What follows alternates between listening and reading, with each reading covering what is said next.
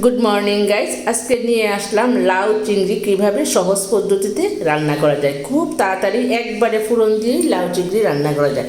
প্রথমে চিংড়িটাকে একটু ভালো করে ভেজে নিলাম হলুদ আর নুন দিয়ে। তারপরে ভেজে চিংড়িটাকে একটু ভালো করে কষালাম, কষাতে কষাতে তারপরে কষানোটার মধ্যে পেঁয়াজ কুচাগুলি দিয়ে দিলাম।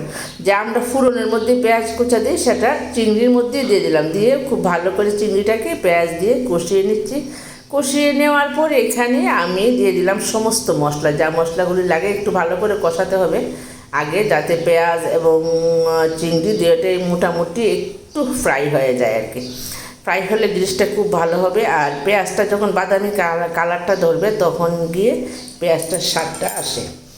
তারপর দেখুন মশলাগুলি দিয়ে দিলাম। এখন যা সমস্ত মশলা বলতে জিরেটাই মেন, আর হলুদ আর কালারের জন্য একটু লাল লঙ্কা দিয়েছি।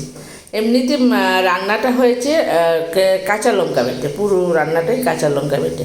সেই কষানোর মধ্যে দেখো আমি দিয়ে দিলাম কাঁচা লঙ্কাটা। কাঁচা লঙ্কা দিয়ে মোটামুটি সমস্ত মশলাই দেওয়া হয়ে গেছে। মশলাটা দিয়ে ভালো করে কষিয়ে তারপরে এটার মধ্যে আমি এখন কুচানো সেই লাউটা দিয়ে দেব। লাউটাকে আগেই ভালো করে ধুয়ে তারপরে কুচিয়েছি। কুচানোর মধ্যে লাউটা দেব, লাউটা সিদ্ধ হয়ে যাবে। তারপরে খুব তাড়াতাড়ি এই রান্নাটা হয় এবং খুব টেস্টি একটি রান্না। আর লাউটা তো খুব ভালো করে কুচানো হয়েছে, যার জন্য সিদ্ধ হতে খুব একটা বেশি সময়ও নেয়নি, অল্প সময়ের মধ্যে রান্নাটা হয়ে গেছে।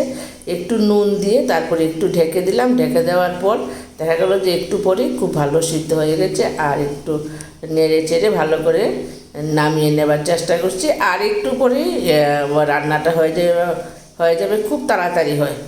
আর এইভাবে রান্না করলে একটু সহজ পদ্ধতিতে রান্নাটা ভালো হয়, আবার একবারে ফুরনে রান্না কিন্তু খুব টেস্ট, খেতেও ভালো লাগে, বাস এই খুব তাড়াতাড়িও হয়। লাউ চিংড়ি তো খুব টেস্টি একটি খাবার, শীতের দিনে ভীষণ ভালো একটি খাবার লাউ আর চিংড়ি। লাউ তো এমন একটা সবজি সবসময় খাওয়া যায় এবং সারা বছর পাওয়াও যায়। এখন দিয়ে দিলাম একটু চিনিটা মানে একটু স্বাদের জন্য দিলাম, একটু অল্প একটু মিষ্টি, ঠিক মিষ্টি লাগবে না, তবুও একটা আলাদা রকমভাবে স্বাদ আসে। নিরামিষ সবজি বুঝে যদি একটু দিতে হয়। আর এখন দিয়ে দিলাম সেই ধনিয়া পাতাগুলি। ধনিয়া পাতা তো এখন সবসময় পাওয়া যায় বাজারে, আমি আগের ভিডিওতেও বলেছি, কোনো অসুবিধা নেই। আর যারা বাজার টাজার করো তারা তো মোটামুটি সবাই জানো, বাজারে গেলে এখন দেখো কী সুন্দর কালার এবং কী সুন্দর আটসাট হয়ে গেছে। খুব তাড়াতাড়ি রান্নাটা হয়ে গেছে। রান্নাটা যদি ভালো লাগে আমার চ্যানেলটাকে একটা লাইক, একটা সাবস্ক্রাইব দিয়ে পাশে থেকো।